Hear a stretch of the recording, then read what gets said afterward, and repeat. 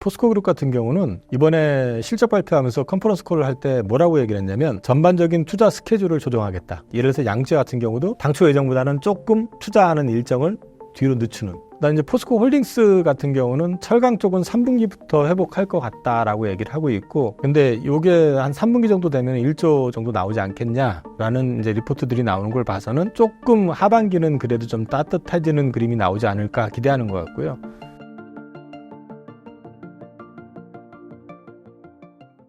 네, 안녕하세요. 저는 하이투자증권의 이영훈이라고 합니다. 오늘도 시장이 조금 재미없는 하루였는데 어쨌든 이런 고비 넘어가면 3분기부터는 좋아질 거라는 희망을 가지고 지금 시장을 보고 있습니다. 이사님, 최근 주식시장 분위기 어떤가요? 2분기는 좀 조정 구간일 가능성이 높다. 그게 이제 유동성 수축 기간, 그러니까 시중에 있는 달러 유동성이 흡수되는 기간이다라는 걸 말씀을 드렸고요. 가장 큰 이유는 4월 달이 미국이 납세 달이기 때문에 미국 시중 자금들이 다 글로 빨려 들어간다라는 거. 그렇게 되면은 시중의 유동성이 수축이 되기 때문에 전반적으로 긴축 기조가 강하게 되면 주식시장엔 좋지 않을 거다. 그래서 이제 2분기가 전체적으로는 약간 수축 기간인데 그 당시에 말씀드렸던 게 이제 FOMC에서 QT 감속을 할 거다. 할 가능성이 높다. 그 얘기는 이제 일종의 유동성이 수축의 폭을 좀 완충시켜주는 역할을 한다라는 건데 5월 달에 이제 발표한 내용을 보면 350억 달러를 6월 달부터 이제 QT가 950억 달러였었는데 이제 600억 달러로 줄인다.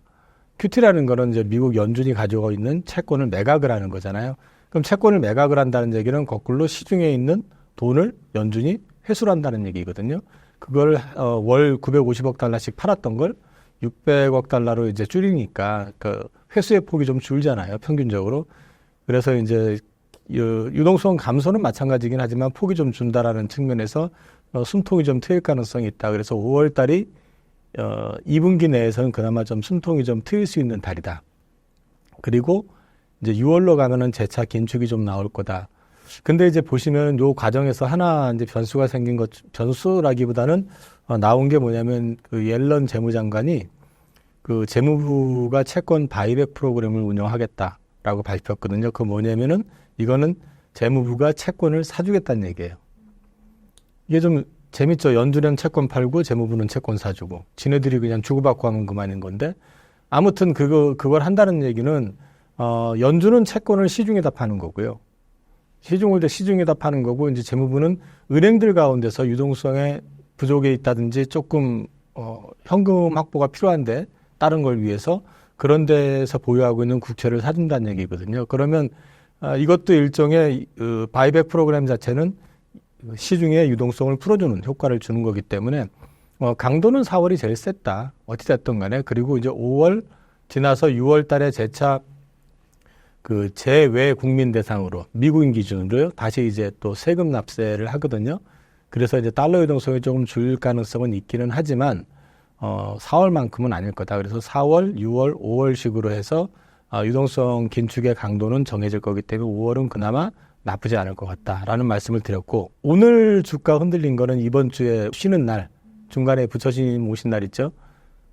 그날 밤에 아마 CPI가 발표가 날 겁니다. 이제 그게 혹시라도 또 시장 기대하고 다르게 나오면 어떻게 하지? 뭐 이런 약간 우려감이 또 작용을 하고 있는 거라고 봐도 될 것 같고요. 시장 관련해 가지고 제가 계속 말씀드리고 있는 거는 저는 금리 인하 가능성 여전히 있다. 요즘 이제 다시 금리 인하 얘기 나오긴 하는데 지금 빨라야 9월이라고 얘기를 하고 있잖아요. 근데 저는 진짜 미친 척하면 6월이고 아니면 한 7월 달에 금리 인하할 가능성이 있다라고 보거든요. 7월 달은 FOMC가 7월 말에 있어요. 거기 8월 초에 있기 때문에. 근데 이제 그 가능성에 대해서 이제 말씀을 드리는 건 최근에 나온 지표들을 보면 연준이 이번에 FOMC에서 강조했던 것도 얘기한 게 뭐냐면은 물가와 고용이었어요.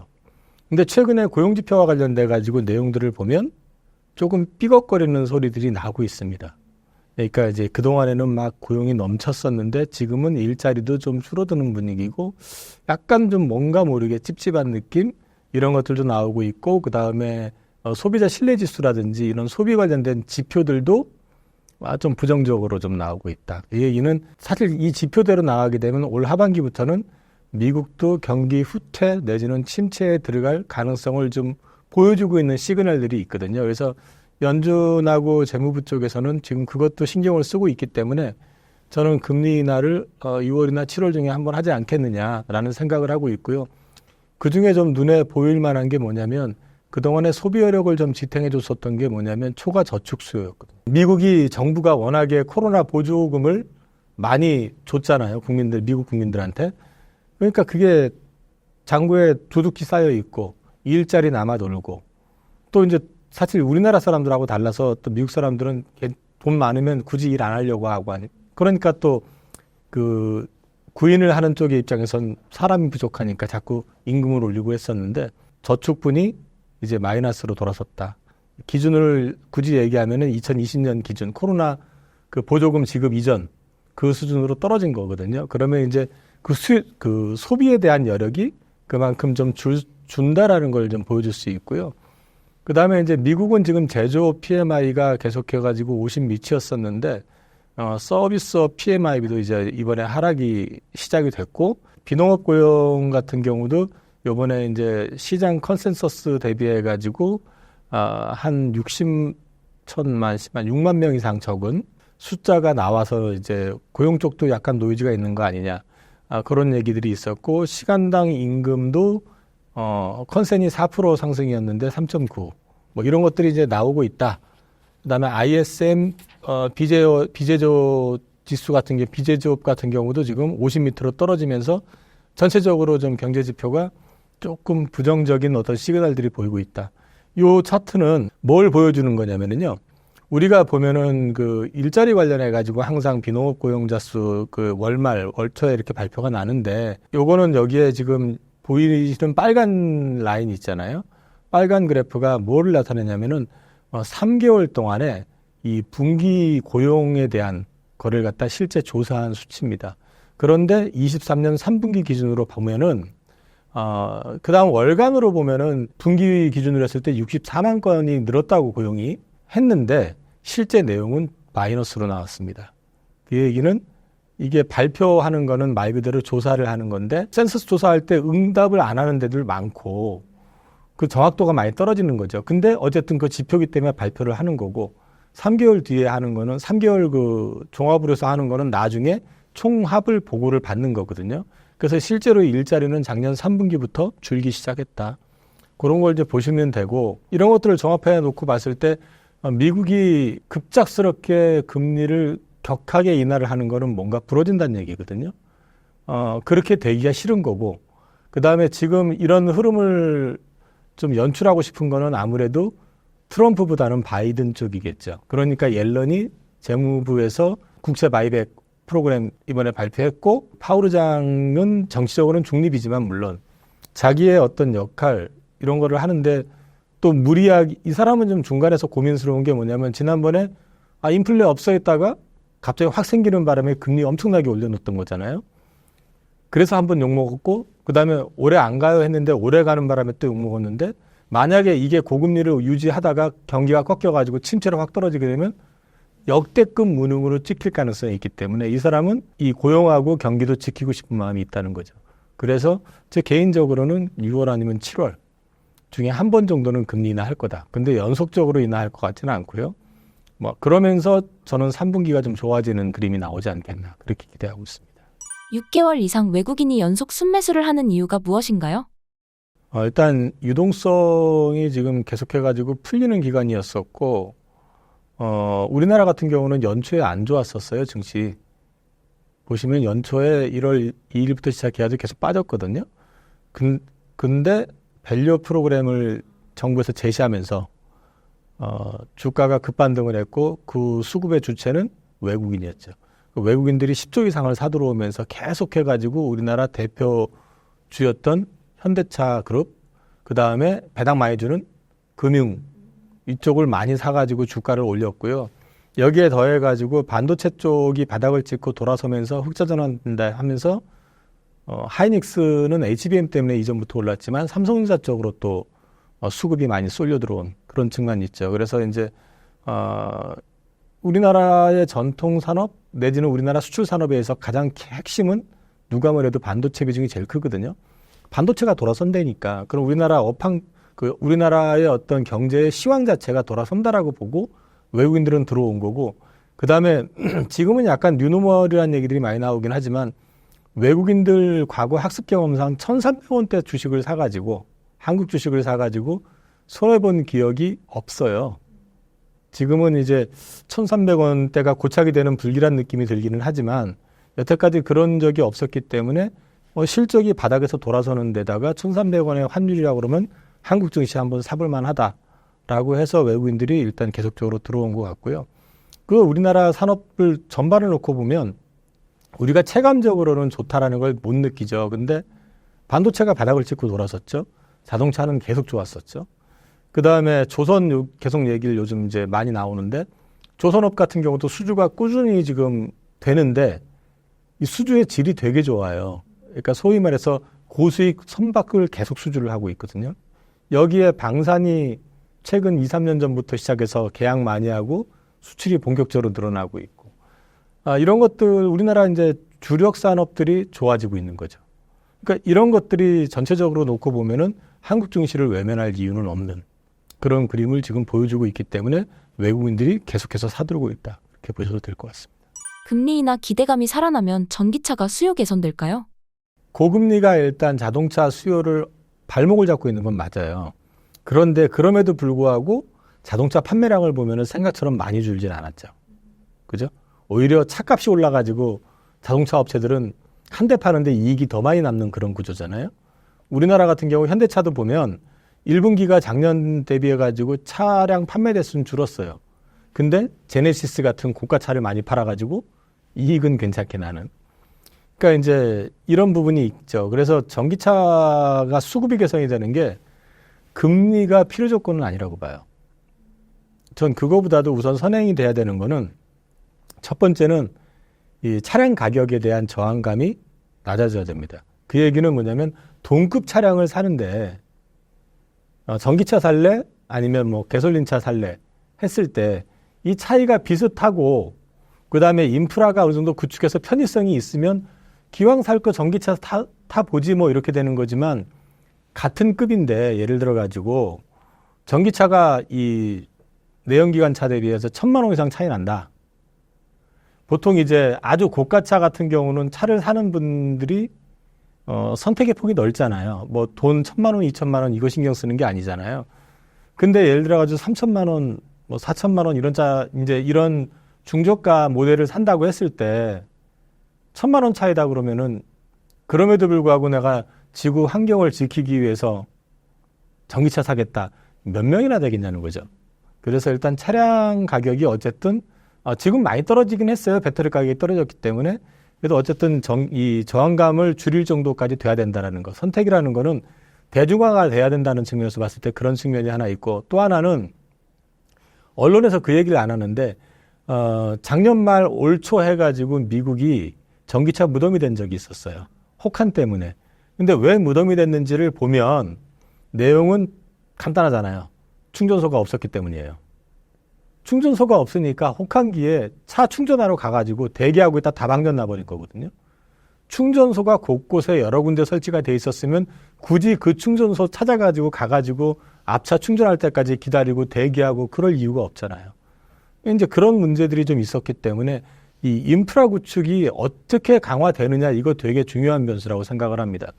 개인적으로는 25년도부터 그 전기차 그 공장들이 배터리 공장들이나 이런 공장들이 본격 가동되기 때문에 25년부터 폭발적으로 성장할 거라고 시장에서 기대를 하잖아요. 저도 25년도에 공장 설립하고 가동이 시작이 된다 그러면 거기에 대한 프로모션이라든지 여러 가지가 있을 거라고 보기는 하는데 동시에 보셔야 되는 게 인프라 구축이에요. 인프라 구축을 더디하면서 안 하거나 갑자기 풀가동된다 그러면은 또 겨울에 각오하고 사는 수밖에 없는 그런 구조가 되는 거잖아요. 그래서 이런 부분들에 대한 계획이나 진척사항 이런 거 보셔야 되거든요. 그래서 인프라 구축에 대한 부분을 체크하셔야 된다는 거. 그다음에 경기가 확 꺾이는지 안 꺾이는지도 봐야 됩니다. 사실은. 이 얘기는 뭐냐면 금리 인하를 하는데 아까도 말씀을 드렸지만 경기가 박살나는 어떤 상황에서 금리를 인하를 하잖아요. 그럼 금리 인하 폭이 굉장히 급할 거예요. 코로나 팬데믹 터졌었을 때 금리를 0.5%, 0.75% 막 인하했거든요. 이 미쳤나 싶을 정도로 심지어 제가 기억할 때 그때 저 되게 욕했거든요.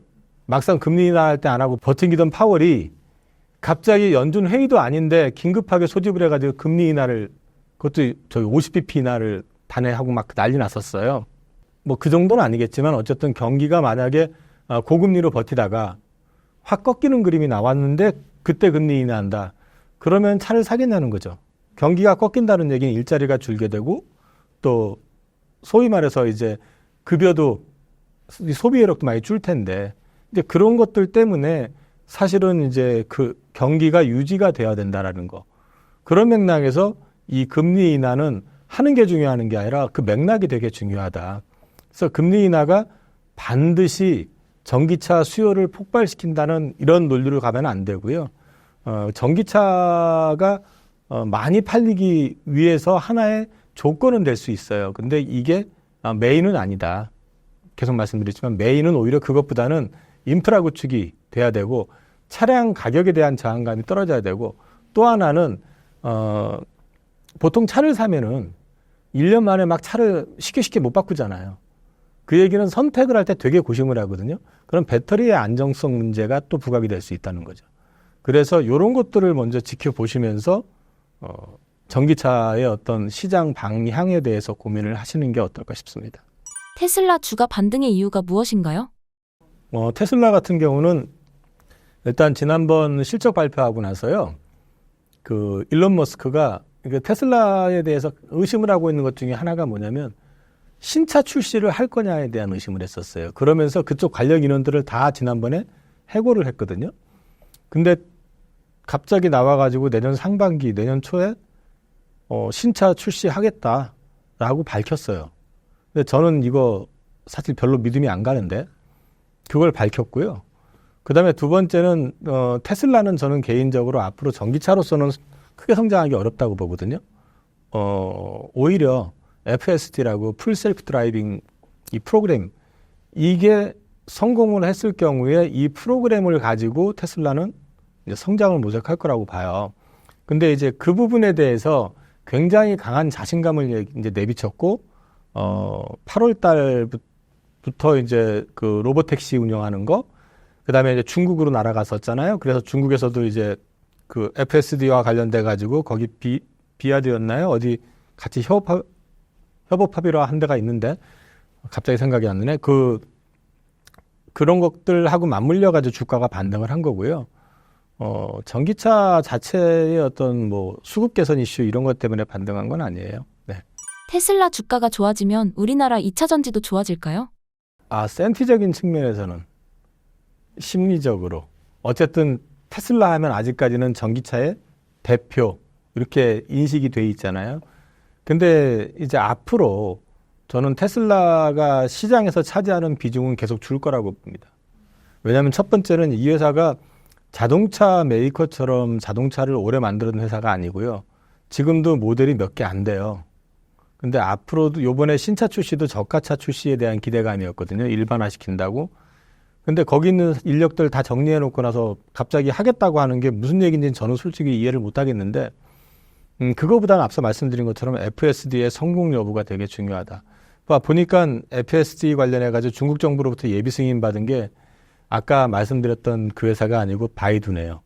바이두하고 이제 협력 관계 뭐 이런 거 되고 나니까 또 미국에서 바로 뭐 이제 테슬라 관련해가지고 또 조사 들어가고 뭐 이제 그래서 좀 복잡한데 테슬라 같은 경우는 저는 그래서 시간이 갈수록 테슬라가 차 팔고 주가 오르고 이런 게 2차 전지에 아주 크게 영향을 주고 하는 그런 거는 아닐 것 같다라는 생각이 개인적인 생각입니다. 시간이 갈수록 그 영향력은 줄 거고 테슬라는 앞으로 이제 방향성이 FSD 상용화 그리고 이번에 그 일론 머스크가 직접 밝힌 거는 글로벌 자동차 메이커 한 군데하고 이미 FSD 관련해 가지고 협상 중이다.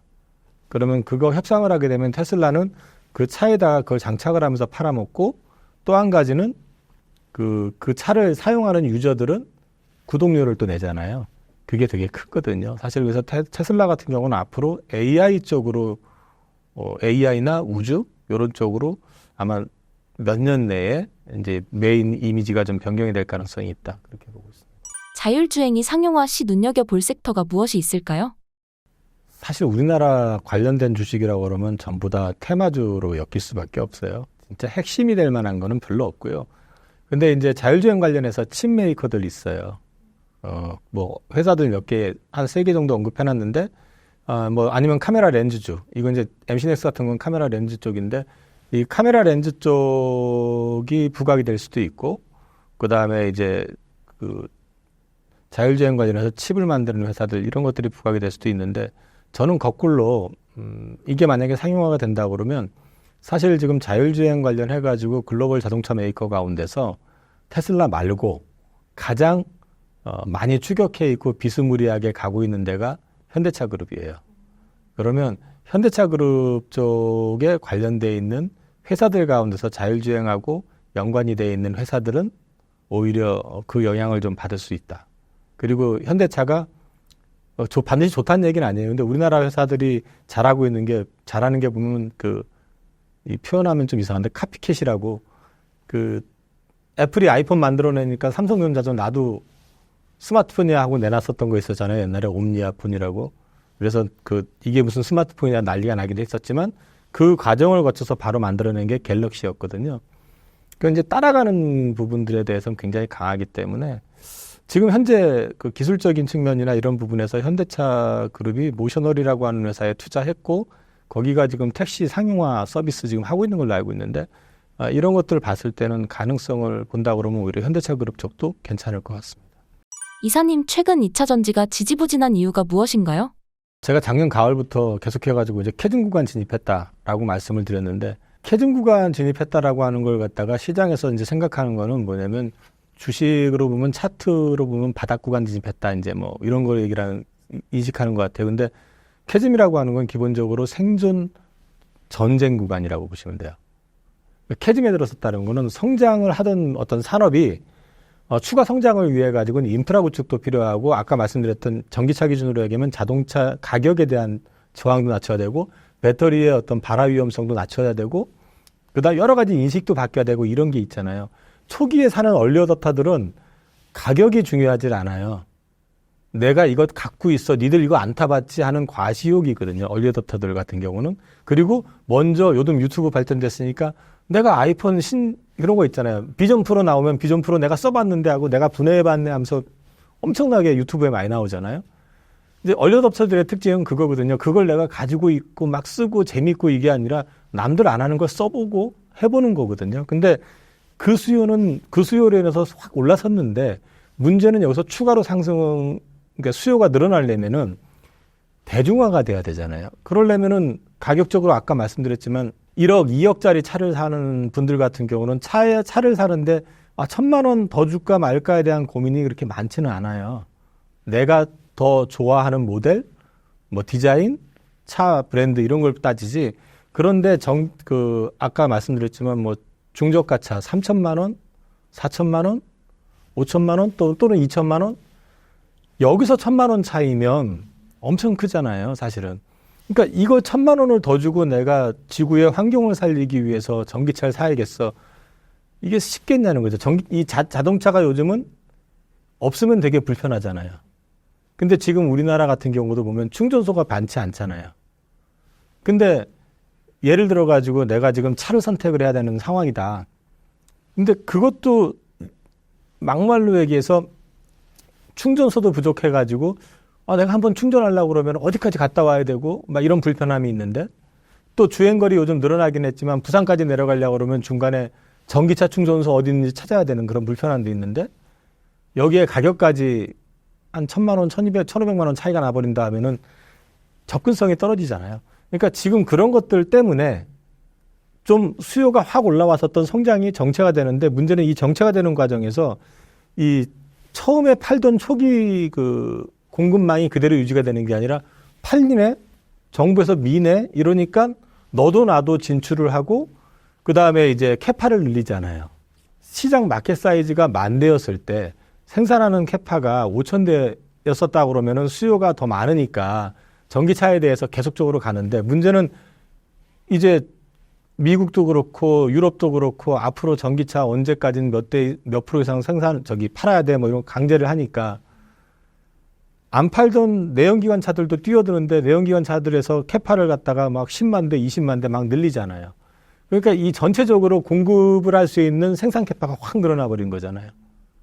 근데 수요는 처음에는 초기 얼리어답터 때문에 많이 늘어났다. 그 사람들 얼추 사고 나니까 이 성장 자체가 정체가 되는 거죠. 그럼 이 차들은 생산을 하는데 팔아야 될 거 아니에요. 팔아야 되는데 수요가 주니까 어떻게 돼요? 출혈 경쟁 나오는 거예요. 가격을 할인을 하든지 테슬라가 최근에 계속해서 가격을 할인해서 팔잖아요. 근데 테슬라는 마진이 있으니까 이미 양산 능력이 되잖아요. 100만 대 이상을 팔고 있으니까 그 생산에서도 마진이 있고 FSD를 통해서 돈을 버는 게 있고 그다음에 탄소 배출권을 팔아가지고 버는 돈이 있고 하니까 여력이 되니까 가격을 올렸다 내렸다 하면서 이제 밀어내기를 하는데 오늘 기사 났죠. 포드가 차 한 대당 10만 불 정도 적자 나기 때문에 줄이겠다고 하는 거. 왜냐하면 팔수록 손해인 거예요. 양산이 안 되면. 그러니까 이게 자본이 딸리는 회사들, 그 다음에 브랜드가 약한 회사들, 그리고 또 굳이 얘기하면 기술력 떨어지는 회사들, 이런 회사들은 이제 점점 도태될 가능성이 높아지는 거죠. 그러면 이게 전기차에서 그러면 그 뒤에 있는 2차 전지 셀 만드는 회사도 그럴 거고 그 뒤에 있는 소재 회사 다 영향을 받는 거잖아요. 이 구간에서는 지금은 생존 경쟁 구간이기 때문에 요게 지금도 그 과정에 있다고 봐야 되고요. 실제로 중국에서는 많은 회사들이 정리되고 있거든요. 아마도 이제 중국 내부에서도 정리가 될 것이지만 이 외부에 있는 그 중국 외 지역에서도 이런 정리가 좀 필요할 가능성이 높다. 지금 봐서는. 그래서 지금 전기차 생산하고 있는 회사들 또는 2차 전지에 참여하고 있는 모든 회사가 살아남을 거라고 저는 생각 안 하거든요. 그런 과정이 당분간은 좀 지속될 가능성이 있다. 근데 환경적으로 봤을 때 작년 4분기가 실적이 최악이었던 이유는 원자재 가격이 아주 높을 때 산 게 이제 재고 평가손 때문에 그렇게 된 거고 계속 쓰잖아요, 지금. 그러니까 이제 앞으로 사들어오는 원자재 가격은 바닥에서 이제 좀 쌀 때 사는 거잖아요. 그렇기 때문에 실적적인 측면에서 최악은 지난 것 같긴 한데 주가가 돌아서려면은 수요가 늘어야 되고 수요가 늘기 위해서는 아까 말씀드렸던 가격 저항이 줄어야 되고 인프라 구축이 좀 많이 돼야 되고 이런 게 보여야 되거든요. 그다음에 이제 좀 GM처럼 자신 있게 프로모션을 해준다든지 이런 게 좀 보여야 되기 때문에 그런 것들이 이제 하반기부터는 조금 보이지 않겠냐 기대를 지금 이번 컨퍼런스 콜 할 때 보니까 업체들이 다 하고 있는 데들이 많더라고요. 그래서 그런 것들 보시면 되고요. 지금은 어쨌든 공급이 좀 과다하다. 그러니까 앞서 말씀드린 것처럼 수요도 늘고 있지만은 생산을 하겠다는 업체들도 굉장히 많이 늘었고 문제는 가격 저항에 걸려 있다 보니까 이제 그 안에서 출혈 경쟁도 일어나게 되고 이런 부분들이 지금 같이 맞물려서 그런 거고 또 한 가지는 연초에 IRA법이 작년에 개정이 되다 보니까 작년까지는 43개 모델에 대해서 IRA 보조금 혜택을 받았는데요. 올 1월 달에 그게 19개로 줄었어요. 중국산 빼고 뭐 이렇게 하다 보니까. 근데 올 4월 25일부로 지금 이게 다시 43개로 회복이 됐어요. 신차 모델이 출시가 되고 있다는 얘기죠. 이게 더 늘어날 거예요. 더 늘어나기 때문에 이제 조금씩은 다시 늘기는 하겠지만 이 속도의 폭, 회복 속도의 폭은 결국은 가격적인 저항, 그다음에 인프라 구축의 속도 이런 것들이 같이 맞물려야 되기 때문에 좀 지켜볼 필요가 있지 않을까 싶습니다. 포스코 그룹과 에코프로 그룹의 전반적인 분위기는 어떤가요? 다 컨퍼런스 콜 기준으로 말씀드리면 될 것 같아요. 근데 이제 포스코 그룹 같은 경우는 이번에 실적 발표하면서 컨퍼런스 콜을 할 때 뭐라고 얘기를 했냐면 전반적인 투자 스케줄을 조정하겠다. 그러니까 당초엔 뭐 언제까지 캐파를 몇만 캐파를 한 달에 이렇게 늘려놨었던 것들 갖다 예를 들어서 양재 같은 경우도 당초 예정보다는 조금 투자하는 일정을 뒤로 늦추는. 왜냐하면 그만큼 수요가 예상했던 것처럼 빨리 안 늘어나고 있다는 얘기거든요. 저는 그거 잘하는 거라고 생각을 하거든요. 왜냐하면 캐파가 예상했던 거하고 다른데도 불구하고 어쨌든 계획 탔던 거니까 밀어붙여 하게 되면 나중에 어떤 문제가 생기냐면 자금의 압박을 받을 수밖에 없어요. 어차피 만들어 놓고 나면은 계속 비용이 발생하는 거잖아요. 그리고 내 돈을 가지고 투자했어도 거기 투자 안 하고 예를 들어서 은행에 넣어놨었으면 받을 이자인데 투자를 해놓게 되면은 감가상각이라는 걸 해야 되고 그 다음에 인원을 또 고용을 해야 되잖아요. 그러니까 비용이 계속 발생이 되기 때문에 지금 포스코에서는 이번에 그래서 이제 일단은 스케줄 조정을 하겠다는 얘기가 나왔었고, 그 다음에 이제 염호 투자를 추가로 검토하겠다. 그렇게 해서 요즘 칠레 염호 쪽 얘기를 많이 나오는 것 같은데, 아마 즉 기사를 통해서 보니까 삼성그룹하고 같이 공동으로 아마 이제 좀 이렇게 검토를 하는 것 같아요. 그리고 북미 쪽에 이제 광석 리튬 강산 역시도 시장 조사 이런 거 하고 있다라고 했고요. 그다음 이제 포스코 홀딩스 같은 경우는 철강 쪽은 3분기부터 회복할 것 같다라고 얘기를 하고 있고, 저는 사실 그것보다도 일단 눈에 보였던 거는 분위기상 증권사 리포트를 보니까 사실 포스코 홀딩스는 분기 영업이익이 1조 이상은 다 해줬었는데 요번에 2분기 때 5,500억, 그러니까 반밖에 안 되잖아요 아직도. 근데 요게 한 3분기 정도 되면 1조 정도 나오지 않겠냐라는 이제 리포트들이 나오는 걸 봐서는 조금 하반기는 그래도 좀 따뜻해지는 그림이 나오지 않을까 기대하는 것 같고요. 그리고 이제 포스코 홀딩스 기준으로 말씀을 드리면 이 포스코 홀딩스 할 때마다 항상 나온 게 니네 자사주 갖고 있는데 정부에서 밸류업 한다는데 왜 안 해? 이거였잖아요. 장인화 회장 선임되면 하지 않을까? 됐는데도 지금 안 하고 있잖아요. 이분 등에다 보따리 지고 전국 사업장 돌아다니고 계신다는데. 근데 이번에 컨퍼런스 콜에서 이사회를 통해 가지고 밸류업 프로그램 검토를 개시했다라고 이제 밝혔거든요. 하긴 하겠죠. 근데 이제 사실 한 방에 갖고 있는 11%를 다 소각을 시켜주면 정말 땡큐인데 그렇게 할 것 같지는 않고요. 저는 스타일로 봐서 3년 분할 아닐까 싶은 생각. 조금 강하게 해주면은 2년 분할 아닐까. 그렇게 보고 있고, 이게 일단은 하방의 리스크를 어느 정도 제어해주는 역할을 하지 않을까 그렇게 보고 있습니다. 에코프로 그룹 같은 경우도 지금 일단 에코프로 그룹 컨퍼런스 콜 내용을 종합해보면 수요 둔화 이런 것 때문에 실적 개선은 2분기까지 안 좋다. 그 리튬 가격 반등한 것이 이제 판가에 반영이 되는 건 하반기부터 될 거로 기대한다라고 얘기를 했고, 에코프로 같은 경우는 지금 니켈은 판매 개시하기 시작했고요. 리튬 관련해서 투자를 또 추가로 검토한다라는 얘기를 밝혔고요. 투자 일정 계획 같은 경우는 현재까지는 바꿀 생각 없다. 예정대로 투자한다. 사실 누가 맞을지 몰라요. 근데 이제 그렇게 밝혔고, 그 다음에 이제 하반기가 그래도 업황은 좀 개선될 거다라고 기대를 지금 하고 있는 것 같습니다. 둘의 내용을 총합을 해서 보면 결국은 상반기보다는 하반기를 좀 기대하는 분위기. 근데 내용을 종합해서 보면 조금 더 공격적으로 예정대로 가겠다 하는 거는 에코프로 그룹이고, 정해진 어떤 시장 반응을 좀 보면서 스케줄을 조정을 해가지고 거기에 맞춰가겠다고 하는 게 지금 포스코 그룹 그렇게 보이고 있습니다. 하반기가 상반기보다 상황이 좋아진다면 어떻게 하는 게 좋을까요? 이게 마냥 2차 전지만 하시는 분들이 문제라고 좀 봐요. 그러니까 이제 그분들은 자기 소신, 확신을 가지고 하신 분들이라고 하면 그건 어쩔 수가 없는데, 이제 제가 신사임당 출연하면서도 작년에 12월 정도에 반등 나올 때 좀 줄여라라고 얘기를 했었고요. 그 다음에 올해 1분기가 되게 이제 바닥이 나올 것 같으니까 1분기에 좀 싸게 사보시라. 없는 분들 사보시라고 얘기를 했고, 비중이 크지 않으면 물려 있으면 1분기에 오히려 조금 팔았던 걸 다시 조금 물타보시라는 취지로 말씀을 드렸는데, 그냥 계속 2차전지 사세요 하는 것 자체는 저는 솔직히 말씀을 드리면 넌센스라고 봐요. 2차전지가 나중에 엄청나게 큰 수익을 주더라도 지금 당장의 이 구간에서도 지금 당장 시장에서 예상했던 거하고는 다른 흐름이잖아요. 성장할 거라는 거에 대해서는 저도 기본적으로 변함 없다고 생각하지만, 성장의 어떤 강도, 폭 이런 것들이 어떻게 변수가 나올 수 있을지 모르기 때문에 저는 2차전지만 가지고 하시겠다는 분들을 대상으로 말씀을 드리는 게 아니라 포트의 일환으로 가지고 계신 분들이라면은 지금 갖고 계신다면 너무 비싸게 산 게 있고 지금 여력이 좀 많아. 예를 들어서 포트의 일부 주식만 많다 싶으면은 지금 조금 담아보시는 건 괜찮다.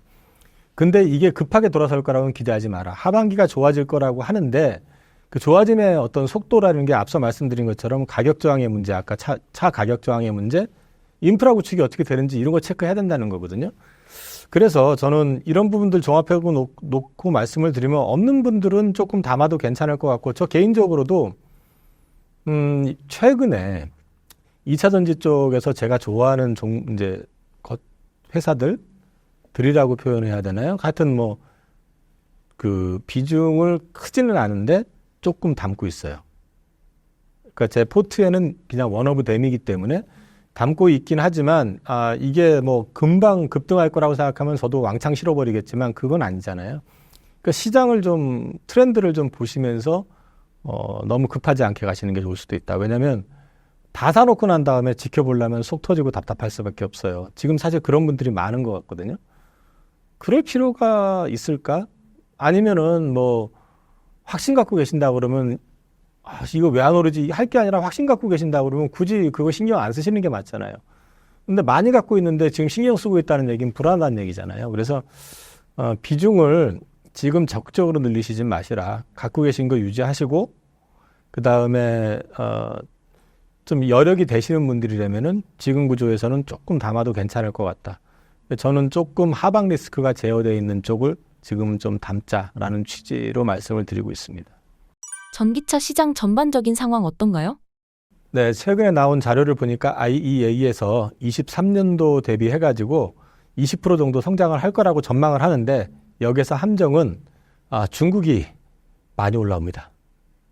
중국이 많이 올라온다는 함정이 있습니다. 그래서 이제 미국도 한 20% 이상 성장을 할 거라고 보고 있긴 하지만 유럽이 좀 부진하다. 그래서 전체적으로 봤을 때 중국 제외로 놓고 보면은 성장폭이 생각처럼 크지 않을 수 있다라는 걸 좀 염두에 둬야 될 것 같고요. IEA 전망을 근거로 말씀드리고요. 이번에 컨퍼런스 콜들이 거의 다 이제 진행이 됐으니까 업체들 대상으로 제가 이렇게 정리를 좀 했습니다. 테슬라는 한마디로 말씀드리면 그냥 여전히 좀 부정적인 시선으로 얘기를 해요. 그래서 글로벌 그 전기차 판매량은 좀 기대치만큼 못할 것 같다. 대신에 자기네들은 ESS 쪽과 유관 사업의 성장률을 감안해가지고 진행을 할 생각이고, 그 다음에 이제 앞서 말씀드린 것처럼 25년 초에 저가차 출시를 공언을 했는데, 저는 좀 그게 퀘스천이다라고 말씀을 드렸죠. 그 다음에 GM 같은 경우는 하반기에 목표 안 줄인다. 그러니까 20만 대 올해 팔겠다라는 거 유지했기 때문에 굉장히 공격적이다. 그리고 EV에서 흑자 나올 수 있다라고 얘기했고, 반면에 포드는 오늘 이제 기사가 나왔는데 EV 쪽의 비용 압박이 커서 이제 주문을 좀 줄이고 생산을 좀 줄이겠다. 근데 이제 내용을 보면 하이브리드 차량 판매가 늘어서 이익은 잘 나왔고요. 약간 좀 엄살에 비해서 실적은 잘 나왔다 이렇게 표현을 했는데, 뭐 그냥 수익성 위주로 하다 보니까 단기적인 시선에서 이제 그렇게 많이 가려고 하는 것 같고, 엔솔 같은 경우는 리튬 판가의 부정적인 영향이 2분기까지 이어질 것 같다. 그래서 2분기까지는 실적을 크게 기대하지 못한다. 그리고 이제 하반기에 북미 쪽, 주로 이제 GM이나 이런 쪽이겠죠. 신차 모델 출시로 실적 개선 여력이 있다라고 얘기를 했고요. ESS 쪽 확대하는 거, 그 다음에 신규 수출 확대 이런 것 쪽으로 해서 이제 관심을 좀 갖겠다라고 얘기를 했고, 투자 우선순위를 분석을 해서 조금 투자하는데 보수적으로 좀 대응하겠다. 그 얘기를 했었고요. 삼성 SDI는 우린 투자 안 줄여. 한마디로 말씀드린 그거고 가장 공격적으로 얘기를 하고 있고, 셀업체 가운데서 현재 재무적인 안정성이라든지 그 모멘텀이라든지 내용들이 가장 괜찮아 보입니다. SKO는 1분기뿐만 아니라 사실은 여긴 차입금이 많잖아요. 그래서 조금 애를 먹고 있고 당분간 그런 애를 먹을 가능성이 높다. 신차 관련해가지고도 이제 수요 얘기를 하는데 하반기에 일단 BEP를 타깃한다라고 컨퍼런스 콜에서 얘기했고요. 다만 이제 SK온에서 하나 보실 만한 거는 전 법인의 그 수율이 90%를 확보했다. 이 얘기는 정상 가동을 다 할 수 있게 됐다는 얘기거든요. 사실 이게 수율이 안 올라와서 애를 먹었었는데 수율은 올라왔는데 문제는 이제 팔리는 게 없어요. 별로 많지가 않은 거. 그 딜레마에 있기 때문에 이거는 좀 살아나는지를 지켜볼 필요가 있다. 현대차는 전기차 판매는 1분기는 조금 저조했다. 근데 이제 하이브리드로 보전을 많이 했고 4분기에 미국에서 이제 전기차 전용 공장이 가동이 된다. 근데 여기에 하이브리드를 역시 병행하겠다라고 얘기를 했고요.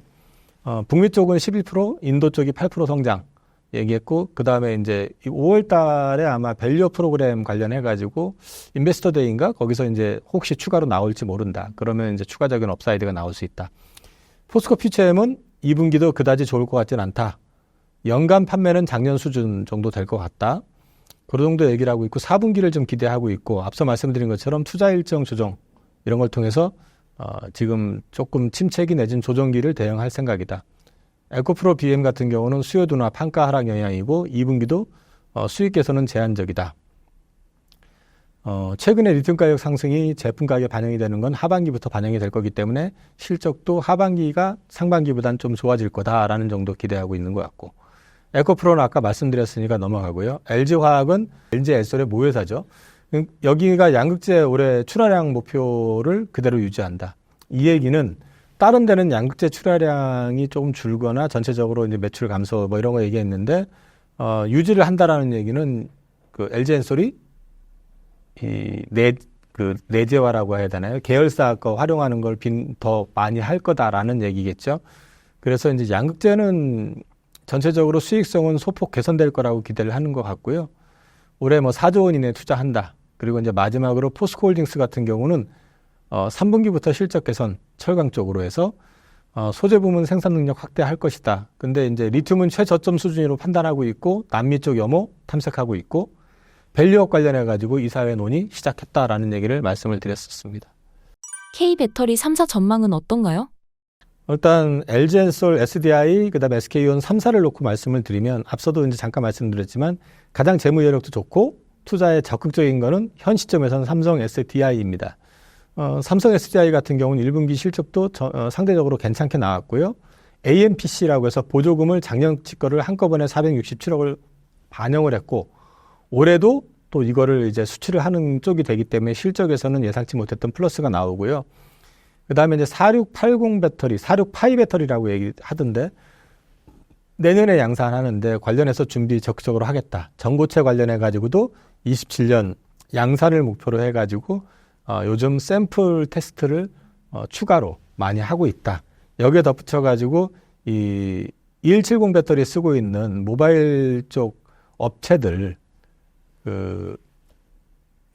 그런 업체들하고도 컨택을 하고 있다는 건 자동차 메이커 외에 다른 업체들하고도 컨택을 해서 이 46파이 배터리 쪽 수요를 좀 늘리려고 준비를 하고 있는 것 같아요. 그래서 이제 삼성 SDI 쪽은 그런 것 같고 엔솔 같은 경우는 그 전체적으로 봤을 때 ESS 쪽에 좀 확대를 좀 하려고 하는 노력을 좀 기울일 것 같고 신규 수주 이런 쪽을 확장하려고 노력하고 있는 것 같고요. 다만 이제 실적 관련해 가지고는 상반기는 별로 재미있을 것 같진 않다. SKO는 실적은 좀 어려울 것 같고 다만 이제 하반기에 BEP가 목표다라고 얘기를 하고 있고요. 근데 포드가 또 이제 이번에 주문을 줄인다고 했는데 포드 그 주거래처 중에 하나가 SK온인데 물론 CATL 쪽에 많이 줄 거라고 얘기를 하지만 SK온은 영향 없다고 얘기하는데 사실 이제 그게 또 센티적으로 영향을 받을 수도 있거든요. 그래서 이 북미 쪽 해가지고 현대차라든지 다른 고객사 확보되는 거 이런 것들을 계속해서 모니터링 하실 필요가 있을 것 같습니다. 반도체 전반적인 업황 분위기 어떤가요?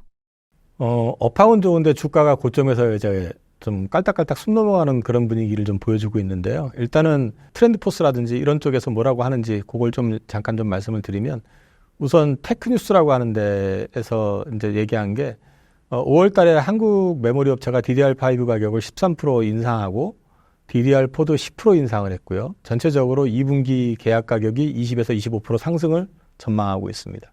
그 얘기는 지금 수요가 계속 늘고 있다라는 얘기거든요. 가격이 올라간다는 거는 철저하게 여기는 대량 생산을 통해 가지고 거래를 하는 데기 때문에 수요가 확 늘어나게 된다고 해서 갑자기 공급이 확 늘어나는 게 아니잖아요. 수급의 논리에 의해서 이 가격이 형성되기 때문에 반도체 쪽은 지금 메모리 쪽은 좋아지고 있다. 그다음에 트렌드포스 같은 경우도 메모리 업체 관련해 가지고 가격을 계속해 가지고 이제 올리는 것도 있지만 그렇게 하다 보니까 이 DDR4나 DDR3 이런 쪽들도 지금 가격이 오르고 있다고 얘기를 했고요. 업체 중에서 특이한 회사가 지난주에 실적이 났는데 특이해서 제가 갖다 붙였는데 이거 추천은 아닙니다. 왜 특이해서 갖다 붙였냐면 보시라는 거죠. 여기가 주 매출이 낸드 쪽 관련돼 가지고 포토레지스트 그게 좀 제일 많이 나가요. 여기 2차 전지도 하고 여러 가지 하지만 실적을 추이를 한번 보시면 23년 1월 달에 512억 영업이익 났었는데요. 그 이후로 쭉 줄다가 그죠? 1분기에 지금 471억으로 갑자기 확 늘어났죠. 이건 무슨 얘기냐면 낸드가 정상적으로 돌고 있다라는 얘기거든요. 이게 이제 저는 이쪽 그 반도체 레거시 제품들의 업황을 대신 설명해주고 있다 해서 이제 그거를 가지고 나온 거고요.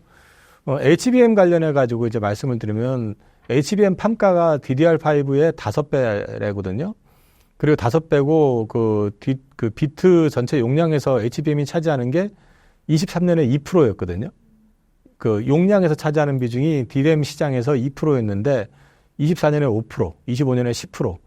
그러니까 프로테이지는 작은데 이 성장폭이 되게 크잖아요. 그럼 그걸 금액으로 따져서 보면 24년에 DRAM 시장에서 차지하는 금액으로 봤을 때 20%를 차지한다는 거죠. HBM이. 25년은 30%. 계속해서 좋아지는 그림이 나온다.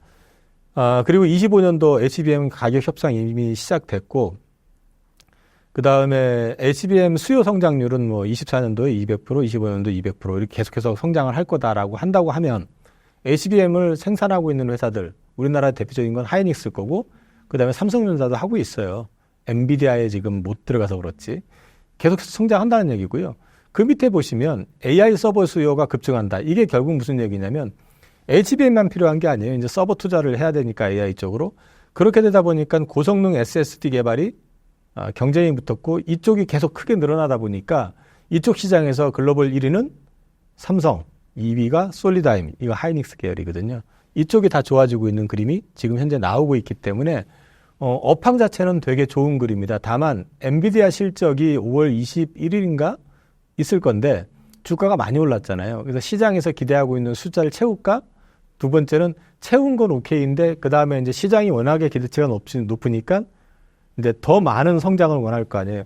혹시라도 삐끗하면 어떡하지 하는 걱정들을 지금 시장이 지금 하고 있는 거예요. 그러니까 반도체 주식들이 치고 올라가지를 못하고 있는 건데 TSMC 실적 나온 거 4월 달 거 나온 거 발표한 거 보니까 그 흐름으로 봤을 때 엔비디아 실적이 크게 꺾이지 않을 것 같다. 일단 계속 성장할 것 같다. 많이. 시장 기대치하고 어느 정도 차이가 있을지는 모르겠지만 좋아질 것 같고 앞서 제가 이제 그 SSD라든지 DRAM 얘기를 했던 것도 우리나라 반도체는 지금 HBM도 HBM이지만 그것도 성장하니까 레거시 제품 회복 속도가 굉장히 빠르다. 그렇기 때문에 삼성전자나 하이닉스가 여기서 뭐 엔비디아가 꺾이면 다 끝이야 이렇게 하면서 꺾인다고 해가지고 같이 풀어지지는 않을 것 같다. 그래서 이쪽은 조금 지켜보셔도 된다 아직은. 그렇게 보고 있습니다. 지금 조정이 매수 찬스인 걸까요? 없는 사람 입장하고 있는 사람 입장에서 얘기를 해야 되는데 포트를 한 종목이나 두 종목으로 올인할 때는 글로벌 팬데믹이 터졌을 때예요. 금융 쇼크가 터지든 코로나 쇼크가 터지든 그럴 때는 저도 특정 섹터, 특정 종목 쪽으로 확 올인을 해요. 제일 강해 보이는 쪽으로. 그런데 그렇지 않으면 저는 포트 전략이거든요. 그러니까 현재 제 포트에 들어있는 게 반도체. 이게 이제 올인하신 분들 입장에 보면 갑갑하실 것 같은데 반도체 있고요. 그 다음에 2차전지 일부 들어가 있고 그 다음에 방산 일부 들어가 있고요. 바이오 들어가 있고 조선 들어가 있어요. 되게 많이 들어가 있죠. 근데 여기에 심지어 현금도 있어요. 뭐 하는 거지 싶잖아요. 근데 이렇게 하면서 리스크 관리 해가면서 큰 수익을 낼 수 있다라는 확신이 있을 때는 압축을 하지만 그게 아니라 시장 수익 이상만 내가 노린다 할 때는 이렇게 가거든요. 근데 지금은 반도체도 저는 여전히 괜찮다고 보니까 갖고 있는데 제 포트 기준으로 했을 땐 지금 현재 특별히 크게 늘릴 생각은 없어요. 그러니까 지금은 없는 사람들 입장에서 본다고 하면 앞서도 말씀드렸지만 레거시 제품들이 회복이 빠르다. 그러니까 HBM도 좋은데 HBM 관련된 주식들은 우리나라에서는 삼성전자, 하이닉스 말고는 장비 회사들이잖아요. 그럼 이 장비 회사들이 밸류에이션을 따지고 보면 엄청 비싸요. 미국에 있는 글로벌 뭐 원투 뭐 이런 하는 장비 회사들보다 훨씬 비싸거든요. 밸류가. 그러니까 좋은 건 알겠는데 여기서 사야 돼라고 하면은 저는 못 살 것 같고요. 오히려 이제 레거시 제품의 수요 회복을 놓고 얘기하면은 부품하고 소재 이쪽 주식들 중에서 앞으로 성장과 궤를 좀 같이 할 만한 회사들을 관심 가져보시는 것도 괜찮을 것 같습니다. 그리고 삼성전자, 하이닉스 이 얘기도 할까요? 전 둘 중에 너 뭐 살 거야 라고 물어보잖아요. 그러면 저는 삼성전자 살 것 같아요. 둘 중으로 얘기를 하라고 하면 일단 하이닉스는 HBM의 후광 효과로 지금 주가가 많이 올라 있고 그 다음에 삼성전자는 HBM에 대한 부분이 반영이 안 됐고 오늘 보니까 또 단독 기사긴 하지만 엔비디아 콜 테스트에서 떨어졌다. 이렇게 나와 있잖아요. 근데 저는 그렇다고 해가지고 삼성이 이걸 못할까? 이렇게 아까 말씀드렸지만 성장이 계속 큰데 이런 거 생각을 해서 본다 그러면 결국에는 HBM 쪽 시장에서 삼성도 일정 부분의 포션은 가져갈 수 있을 거라고 보고 있고요. 또 하나는 이 레거시 제품이 회복이 되면 하이닉스는 100% 반도체 하냐, 이게 더 좋을 거 아니야 이렇게 볼 수 있는데 문제는 하이닉스는 지금 투자 여력이 제한돼 있어요. 그러니까 이쪽이 확 좋아진다고 해가지고 지금 돈을 막 끌어다가 투자하기에는 여러모로 지금 하이닉스는 좀 버거운 측면이 있고 마이크론도 마찬가지거든요. 같은 맥락에서 봤을 때 삼성전자는 오히려 그 부분에 여력이 더 많다. 그래서 저는 삼성전자가 편하다. 그래서 삼성전자 사겠다라는 쪽입니다. HBM 시장을 어떻게 보시나요? HBM 관련해 가지고 저는 이제 HBM 앞서 말씀드린 것처럼 성장은 뭐 24년, 25년 뭐 200%씩 성장할 거라고들 얘기를 하니까 좋아지는 건 맞거든요. 근데 제가 계속 이제 말씀드리는 건 HBM 관련해 가지고 우리나라의 관련주를 찾기가 생각보다 쉽지 않다. 그리고 또 한 가지는 주로 이제 눈에 딱 잡혀 있는 것들이 장비 업체들이 많이 잡혀 있는데 밸류에이션이 안 싸다. 물론 성장은 더 하겠지만 나중에 가면 뭐 떨어진다, 밸류에이션이 낮아지니까 좋아진다라고 얘기할 수도 있지만 그래서 저는 오히려 그거보다는 이제 제가 말씀드리는 게 반도체 쪽에서 AI 온기가 확산이 되면 그 AI 서버 쪽 때문에 요즘 SSD가 지금 굉장히 쇼티지 나가지고 지금 가격 올라가고 수익 개선을 엄청나게 그러니까 낸드 쪽이죠. 보고 있다고 말씀을 드렸잖아요. 관련해서 AI 서버 투자 외에도 온디바이스 AI를 해가지고 이런 스마트폰이나 노트북이라 아니면 가전제품이나 이런 쪽에도 이제 AI가 곳곳에 장착이 된다는 얘기죠. 그럼 장착이 된다는 게 어떤 의미냐면 그 안에 D램이나 낸드의 그 장착 들어가는 비율이 커져요. 스마트폰 같은 경우도 D램에 AI가 탑재된 스마트폰 같은 경우는 D램 소요량이 그 용량 기준으로 했을 때 3배 정도 는다고 하거든요. 낸드는 한 50% 는다고 하고 이런 것들이 보통 이제 이 레거시 제품들이 레벨업이 되는 거는 뉴 디바이스, 새로운 디바이스에서 노트북, 스마트폰, 서버 이런 식으로 해가지고 그 수요를 폭발시켰다고 하면은 이번에는 그런 뉴 디바이스가 아닌 업그레이드 버전 AI가 장착이 되면서 그런 게 한 번 더 올라오는 그림이 나올 가능성이 있다라고 저는 보고 있기 때문에 거기와 관련되어 있는 쪽들을 봐야 된다라는 게 개인적인 생각이고 이게 아마 삼성증권 리포트에 있던 걸 제가 지금 붙인 것 같은데 여기 뭐 여러 회사들이 언급이 되는데 이걸 추천하는 건 아니고요. 그렇지만 어쨌든 이런 게 확산이 됐을 경우에는 이런 식으로 보셔도 괜찮을 것 같다. 그래서 이제 반도체 소부장 쪽, 그 다음에 이제 장비 쪽에서도 이 투자와 관련되어 있는 그 아무래도 전공정 쪽, D램 전공정 쪽이라든지 이런 쪽, 이런 쪽이 이제 삼성향 쪽으로 돼 있는 쪽들이 오히려 조금 수요를 더 키울 수도 있지 않겠느냐. 그래서 온디바이스 AI 쪽 관련해가지고 레거시 제품 관련되어 있는 소부장, 이런 쪽 한번 관심 가져보시는 것도 괜찮을 것 같습니다. 2차 전지와 반도체 외에 관심 있게 보시는 섹터는 무엇인가요?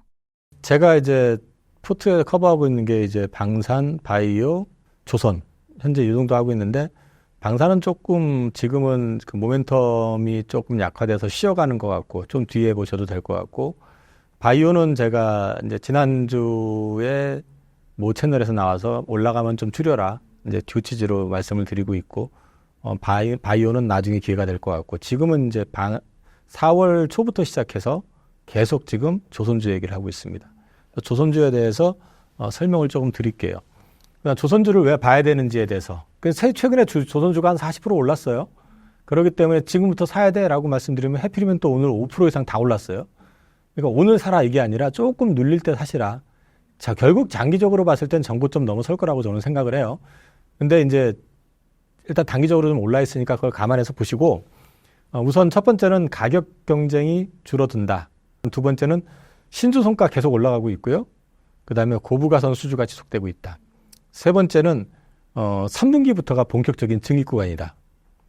네 번째는 미국 해군 MRO 관련돼 가지고 미 해군 쪽에서 요청이 들어왔고 실사까지 끝난 상황이기 때문에 진출할 가능성이 높고 여기에 더해서 이 군함 비즈니스가 지금 글로벌하게 하고 있는데 만약에 미국 군함을 우리가 수주하면은 그건 또 하나의 밸류업 가능성이 될 가능성이 높다. 그리고 이번 조선주는 염두에 두셔야 되는 건 Q는 성장하지 않고 있고 현재는 P만 오르고 있다. 그렇기 때문에 이 부분에 대해서 고민은 좀 해야 된다라는 측면에서 말씀을 드리고 설명을 좀 드리면 우선 가격 경쟁이 줄어들고 있다는 것은 제가 늘상 보여드리는 게 뭐냐면 조선소의 숫자가 2008년에 1000개가 넘었었는데 지금 365개로 줄었고요. 그 가운데서 한 척이라도 배를 인도해본 경험이 있는 조선사가 278개밖에 없습니다. 그러니까 경쟁이 그만큼 줄었고, 그 다음에 이제 소위 말해서 기술력이나 가격 경쟁력이 떨어지는 애들은 많이 다 없어졌다는 얘기죠. 그 다음에 이제 또 한 가지 말씀을 드리면, 우리하고 가장 큰 경쟁자가 어디입니까? 중국이죠. 근데 중국 애들도 그동안 저가 수주 하기도 했고 막 여러 가지로 했었지만, 어떻게 하다 보니까 작년에 이미 27년도 슬롯까지 다 찼어요. 슬롯까지 찼다는 얘기는 이제 끼워놓은 게 다 이제 마무리가 된 거예요. 이제 그 탱커 수주하면서. 그럼 중국 입장에서도 싸게 수주할 필요가 없는 거예요, 이제는. 27년까지 다 이미 물량 다 찼는데, 그거 28년 거를 싸게 우리가 수주해올 이유가 없잖아요. 그러니까 이제 가격 경쟁이 되게 좀 완화가 될 거다. 중국도 가격을 높여가면서 이제 수주를 받으려고 할 거라는 거죠. 거기에다 덧붙여가지고 이제 경쟁이 제한된다는 거는 제한된 건조 캐파. 예를 들어서 이게 무슨 얘기냐면은 2008년도 이때 왜 조선업이 전체적으로 폭망했었냐면은 그 앞서서 수주가 엄청나게 폭발적으로 일어나니까 너도 나도 돈이 된다 싶으니까 우리나라의 조선 3사를 위시해가지고 중국 같은 경우는 막 보조금 줘가면서 엄청나게 많이 조선소를 세웠단 말이에요. 근데 갑자기 그 발주가 뚝 끊어져 버리니까 그때부터 다 망한 거죠. 그렇기 때문에 이제 한번 그렇게 혼이 나고 나면은 쉽게 캐파를 못 늘려요. 지금도 마찬가지거든요. 저기 반도체도 보면 반도체가 2018년도에 폭증했었을 때 그때 야 이거 빅사이클화 하면서 그때 엄청나게 투자를 했었어요. 그리고 박살난 겁니다. 그러니까 회복이 돼도 지금 투자하겠다는 얘기 안 나오잖아요. 지금 쉽게 못 올리거든요. 지금. 그래서 이제 조선이 그런 이제 캐파 증설도 되게 제한되어 있기 때문에 가격 쉽게 안 떨어진다. 그다음에 신조성가가 지금 계속 올라가고 있는데 그 신조성가의 한계는 뭐냐면 CPI 기반 조정값으로 하게 되면 아직까지 고점은 아니다. 더 오를 여지가 있다. 그다음에 조선도 환경 규제 IMO에서 이제 탄소 배출 규제를 하거든요. 그래서 올 9월 달에 이제 구체적으로 글로벌 연료 표준 입법 관련해 가지고 이제 협의가 될 것 같은데 그게 나오게 되면은 그다음에 기존에 돌아다니는 그 배들이 벙커 씌울 때는 가장 저질의 그 기름을 가지고 운행하는 게 대부분인데 상당수가 거긴데 교체를 해야 되죠. 엔진을 교체하는 게 나은지 배를 바꾸는 게 나은지. 근데 이제 조선 빅사이클이 2004년부터 2008년 요 사이에 있었기 때문에 20년 됐잖아요, 지금. 배를 바꾸는 게 나을 수 있다는 거죠, 지금은. 어차피 엔진 바꿔놓고 2, 3년 쓰고 버릴 거면 배를 바꾸는 게 나아. 그래서 그런 발주가 꾸준히 이어질 것이다. 라기 때문에 이제 그렇다는 얘기고. 그 다음에 신조성가 아까 말씀드렸잖아요. 계속 오르고 있다. 그 배값이 계속 오른다는 얘기예요. 계속 오르고 있는데 앞으로도 계속 오를 가능성이 높다라는 걸 말씀을 드리는 거고요. 그거는 앞서 말씀드린 캐파 문제 때문에 그런 것도 있고. 그 다음에 이제 본격적인 증익 구간이 3분기부터라고 말씀을 드렸잖아요. 이 표를 보시면요. 24년 1분기 보세요. 1분기 흑자선 비중을 한번 보시면 전체에서 63%입니다. 배를 건조하는데 절반 조금 더 되는 것만 이익이 나는 배를 건조하고 나머지는 이익이 안 나는 배를 건조하고 있다. 그러면 처음에 수주할 때부터 마이너스였냐? 그게 아니고 처음에 수주하고 나서 이게 배를 수주하고 계약할 때하고 배를 만들기 시작할 때하고 텀이 한 2년 이상 텀이 있잖아요. 이 기간 동안에 어떤 일이 생기냐면 원자재 가격이 오를 수 있어요. 그 다음에 또 우리나라 같은 경우 환율 문제가 있을 수 있죠. 환율이 급등하거나 급락하거나 이런 변수들이 있다 보니까 이게 호황이 아닐 때는 마진을 크게 못 붙이잖아요. 어차피 수주할 때 우리 5%만 남고 우리가 만들어줄게 하는데 이쪽에서는 너 5% 불렀어, 난 4% 뭐 이런 식이 되잖아요. 그죠?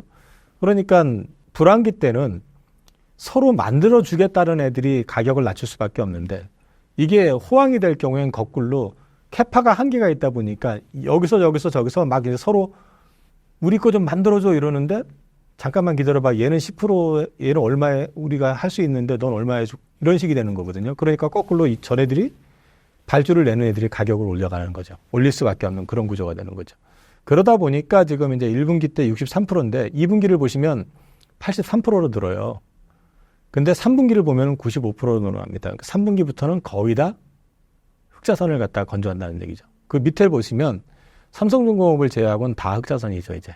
그래서 3분기부터 본격적인 증익 구간이기 때문에 이익 개선폭이 확연히 늘어난다. MRO 관련해 가지고는 우리나라가 요청한 게 아니고요. 미 해군이 요청한 거고요. 그 이유는 여기 기사 붙여놨는데 약한 조선 경쟁력에 골치 아프다. 이게 무슨 얘기냐면 미국이 조선업에 있어서 글로벌에서 차지하는 마켓 시어가 1%입니다. 근데 그 1%가 문제가 뭐냐면 미국은 상선이나 이런 걸 만드는 게 아니라 군함, 잠수함 이런 걸 만들잖아요. 그걸 만드는 것도 버거운데 돌아다니는 배, 군함, 잠수함 이거 돌아다니는 운영하고 있는 게 척수가 많잖아요. 유지보수를 해야 되잖아요. 근데 이 유지보수를 해야 되는데요. 보면은 이 도크가 정해져 있잖아요. 배를 대는 데가.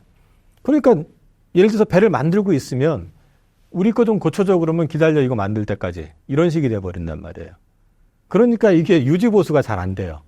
새로운 배를 만들려고 해도 이게 속도를 안 내잖아요. 근데 우리나라 사람들의 강점, 우리나라 기업의 강점은 뭐냐면 일의 순서, 그 다음에 급하고 조금 뒤로 해야 될 거 이런 걸 조정을 할 줄 알잖아요. 그죠? 그런 능력인데다, 이 능력에다가 또 기술력 갖고 있지. 우리가 군함하고 잠수함도 만들어보고 실제로 3,000톤급 잠수함을 글로벌하게 해서 만들어낼 수 있는 회사가 몇 개 안 되거든요. 우리가 다 할 수 있거든요. 그러니까 이제 미국 입장에서는 미 해군의 어떤 경쟁력을 유지를 하려면 최고의 경쟁자는 지금 중국인데 이 그림을 보시면 중국이 25년 가게 되면은 함정 수가 425대가 되는데 미국은 290대로 줄어요. 300대에서 지금 300대 초반에서 줄어요. 왜 주냐? 배를 못 만들어내요, 지금. 그러니까 얘네들이 이거 우리 배를 계속 만들어내려고 그러면 자기네들 노하우를 갖다가 한국 조선소에 주면서 이렇게 만들어줘는 못하잖아요. 그러니까 만드는 건 지네가 하고 유지보수는 동맹국들한테 주려고 하는 거예요. 그래서 처음에 들어온 데가 호주, 이탈리아 들어갔고 일본 들어갔거든요. 그리고 이제 우리 집어넣으려고 하는 거죠. 그래서 이제 이 시장은 열릴 가능성이 되게 높다. 그래서 이제 그런 맥락에서 봤을 때 이거는 우리나라가 미국 시장에 진출한다. MRO 시장이 미국이 20조 시장이래거든요. 20조 시장에서 그걸 다 우리가 가져갈 수는 없겠지만 그냥 4분의 1만 가져와도 5조잖아요. 그죠? 굉장히 큰 거죠.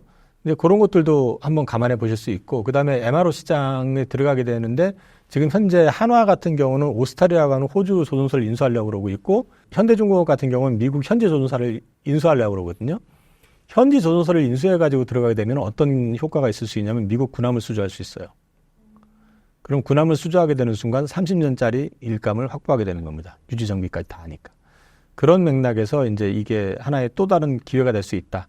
그리고 이제 기왕에 군함 관련해서 함정 관련해서 얘기가 나왔으니까 현재 우리 조선사가 노리고 있는 글로벌 함정 프로젝트 해가지고 5개를 제가 언급을 해놨으니까 이건 그냥 그림 보시면 될 것 같아요. 캐나다 잠수함 60조짜리 이거는 한국하고 일본이 붙어 있고요. 폴란드는 한화가 될 가능성이 높다는 거죠. 그럼 필리핀은 현대중공업 가능성이 높고, 그다음에 호주 같은 경우는 4개 국가, 그다음에 사우디 잠수함은 3,000톤급이기 때문에 이것도 한일전이 아닐까 그렇게 보고 있습니다. 우리나라 조선 업체별 장단점이 무엇인가요? 일단 삼성중공업 같은 경우는요, 이제 LNG 쪽에 이미지가 되게 강해요. 그게 뭐냐면은 이제 LNG 저장고, FLNG라고 해서 이제 그 플로팅, 배 위에 띄워놓는 저장고 있거든요. 그거를 거의 독식해요. 그래서 이제 그쪽 LNG 얘기만 나오면 삼성중공업이 많이 움직이고 있고, 하나오션은 뭐 옛날 대우조선인데 이거 다 할 줄 알죠. 근데 이제 여기 현재 방점이 어디 잡혀 있냐면 방산. 현대중공업은 누가 뭐래도 글로벌 1위 조선소고요. 여기 방산도 하고 있는데 더해가지고 여긴 자체 엔진 사업부를 가지고 있습니다. 엔진 사업부를 갖고 있다는 게 중요한 게 뭐냐면 앞서도 말씀드렸지만 조선도 다 친환경 엔진으로 교체를 해야 되잖아요. 친환경 엔진을 만들 수 있는 능력이 있다는 건 되게 중요합니다. 미포조선은 중소형 선박을 중심으로 하는데 코로나 때 글로벌 경쟁업체들이 거의 다 망했어요. 그래서 지금 사실은 독식까지는 아니더라도 상당 부분을 갖다가 많이 이제 미포는 가져올 수 있는 그런 가능성이 있다. 그다음에 한국조선해양 같은 경우는 그 자회사가 HD 삼호중공업이라는 데가 있는데 여기가 수익률이 1분기에만 영업이익률이 10%가 넘게 나왔습니다. 10.8인가 10.9가 나왔는데 앞으로 계속 좋아질 가능성이 높고요. 거기에다가 여기는 지금 그 암벽을 작년에 1,000억인가 들여가지고 2개를 만들었거든요. 그게 이제 뭐 어떤 의미냐면은 그 이름이 돌핀 암벽인가 뭐 그렇게 얘기를 하는 것 같은데 기사에 난 게 있어요. 보시면 거기에다가 그 LNG선을 갖다가 몇 개를 더 걸쳐가지고 작업을 할 수가 있는 거예요. 이 얘기는 증설 효과를 볼 수 있다는 거죠. 그래서 이제 그런 게 있고, 그 다음에 이제 자회사의 현대중공업하고 현대미포를 갖고 있는데, 현대중공업하고 미포는 적자예요. 1분기에 190억 정도 적자 났는데, 이런 회사들이 아직 실적이 안 올라왔잖아요.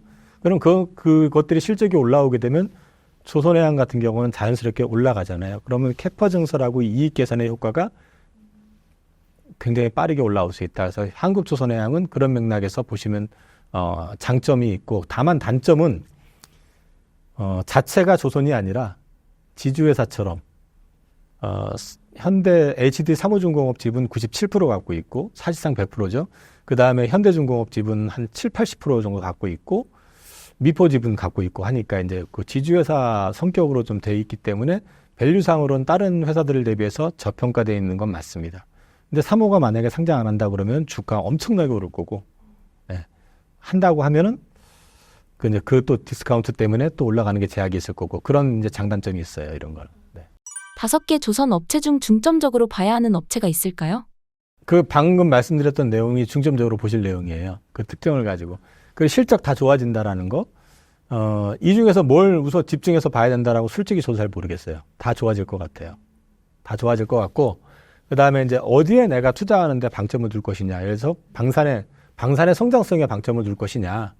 아니면 LNG 쪽에 방점을 둘 것이냐. 아니면 중소형 선박 탱커 같은 거 이제 앞으로 계속해가지고 수주받을 거니까 그쪽에 방점을 둘 것이냐. 거기에 따라서 아니면 밸류에 방점을 둘 것이냐. 거기에 따라서 이제 선택이 조금 달라질 수 있을 것 같습니다. 그러면 언제 매수하는 게 좋을까요? 결국에 가서는 직전 고점은 넘어설 거라고 다 보니까 언제든 좋은데 기왕이면 싸게 사는 게 좋잖아요. 그러니까 오늘처럼 5% 올라갔을 때 사시는 것보다 조금 눌릴 때 사시는 게 어떨까 싶고, 그 다음에 이제 제가 말씀드리는 게 3분기부터는 본격적으로 실적이 개선되는 구간이다. 앞서도 그 표에도 보였지만 그 대부분 업체들이 이제 건조선박이 다 100% 흑자선이잖아요. 그럼 끝 아니야? 이게 아닌 게 뭐냐면 흑자 선박의 비중인 거지 흑자도 이익률의 폭이 다르잖아요. 그러니까 비싸게 수주한 것들, 고가 선박 계속 지금 그 신주성가 올라가니까 비싸게 수주한 것들을 매출로 반영하기 시작하면 이익은 계속 올라가는 그림이 나올 거 아니에요. 그래서 이제 3분기부터 본격적인 실적 개선 구간이라는 걸 염두에 두시고 2분기에 조금 싸지면 담아보시는 전략. 그 다음에 MRO 사업 진출, 이것도 이제 큰 변수인데 오늘 이것도 이제 기사가 나오니까 현대중공업하고 하나오션 이게 급하게 많이 올랐는데 이거는 우리의 희망이 아니라 미국의 희망에서 출발한 거다. 그래서 난 될 가능성이 되게 높다. 그렇게 보고 있는 거고요. 이거는 밸류업에 분명히 요인이 된다. 일본 분위기를 보면은 일본도 요즘 수주가 많고 많은데 전체적인 분위기는 조선에서 중공업 업체들이 조선을 확장하는 쪽보다는 철수하려고 하는 움직임들이 조금 보이고 있다. 그래서 결국 한중전이 될 가능성이 높고 그렇게 되면 지금 디커플링, 디리스킹 뭐 말이 많지만 현재 미국의 어떤 스탠스로 봤을 때 미 해군의 역량을 키우기 위해서 지금 동맹국을 찾고 있는 판에 중국에다가 오파를 주거나 뭐 중국 조선소가 잘 되게 하기 위해서 LNG를 그쪽으로 주거나 할 가능성은 거의 없다고 봐도 되지 않을까. 그러면 우리한테 기회가 좀 있지 않을까. 그렇게 보고 있고요. 다만 이제 앞서 이제 말씀드렸지만 Q는 크게 안 된다. 그러니까 캐파 증설은 크게 못할 거고 이제 P가 올라가는 정상화의 과정이기 때문에 이게 보통 빅사이클이라고 하는 거는 투자를 많이 늘리면서 이게 투자를 늘리는데도 가격이 계속 올라가면서 이제 올라가는 건데 이 투자는 좀 제한되면서 이게 올라가는 거기 때문에 이게 그냥 뭐 옛날 2008년 이때처럼 막 난리가 나는 그런 그림은 아닐 것 같고요. 이제 올라가는 폭은 좀 제한적일 수도 있다. 근데 지금 구간에서는 아직은 오를 여력이 많다. 이제 그렇게 말씀을 좀 드리고 싶고 이제 여기에 덧붙여가지고 오늘 보면 기자재 쪽이 많이 올랐어요, 사실은. 근데 이제 지난주부터 좀 올랐는데 주가 수익률 측면에서는 대형주도 좋긴 하지만 기자재 쪽에 있는 중소형주 쪽에서 정말 잘 고르면 그게 수익은 더 크게 나올 수도 있다. 네, 그렇게 말씀드릴 것 같아요. 신사임당 시청자분들을 위한 한마디 부탁드릴게요. 저는 뭐 2분기 조정 기간 이용해서 주식 좀 늘리자는 입장이고 3분기 좋아질 거라고 여전히 생각을 하고 있기 때문에 거기에 맞춰서 대응을 하고 있는데요. 이럴 때 뭐가 됐든지 간에 공부를 좀 계속 하시는 말씀을 계속 드리는 게 내가 알고 투자하고 모르고 투자하고의 차이는 굉장히 큽니다. 모르고 투자를 해놓고 나서 주가가 빠져버리면 답이 없는 거잖아요. 진짜로 그때는. 그러니까 답답하니까 이제 자꾸 누가 뭐라고 하는지 보게 되고 또 기분 나쁘니까 댓글에 악플 달기도 하고. 근데 그게 본인 투자에 어떤 도움이 되냐는 거죠. 그러니까 실제로 투자는 돈을 벌기 위해서 투자를 하는 거기 때문에 돈을 벌기 위해서는 내가 거기에 따르는 노력이라는 게 반드시 수반이 돼야 된다는 거거든요. 지금은 사실 어떻게 보면 주식 하는 분들 입장에서는 공부하기 좋은 시점일 수도 있어요. 물론 저도 스트레스 되게 많이 받고요. 저도 지난 주말에 병원 갔더니 한의원 갔더니 스트레스 되게 많이 받고 있다라고 얘기를 하더라고요. 저도 스트레스 되게 많아요. 근데 그럼에도 불구하고 주말에 계속해가지고 이런 PPT 자료 만들고 그러면서 공부하고 또 뭐 유튜브 자료도 보지만 저는 리포트를 좀 많이 보는 편이기 때문에 리포트 봐가면서 전체적인 업황 그다음에 종목에 대한 거 계속해서 서칭하고 있거든요. 뭐 저만큼 하시라는 게 아니라 본인 투자한 영역에 대해서는 그래도 어느 정도 하고 계셔야지 좀 안 흔들리고 가져가실 수 있다. 그게 진짜 거기서 그렇게 해서 수익을 내셔야지만이 진짜 자기 수익이 되는 거거든요. 얼떨결에 낱말 듣고 대박이 한번 나고 나서 그 다음번에 또 항상 그 기업 가지고 투자하셔가지고 잘 되신 분들 저는 제 주변에서 그렇게 많이 보진 못했던 것 같아요. 그래서 힘들지만 힘내시고 열심히 공부하시라는 말씀 드리겠습니다.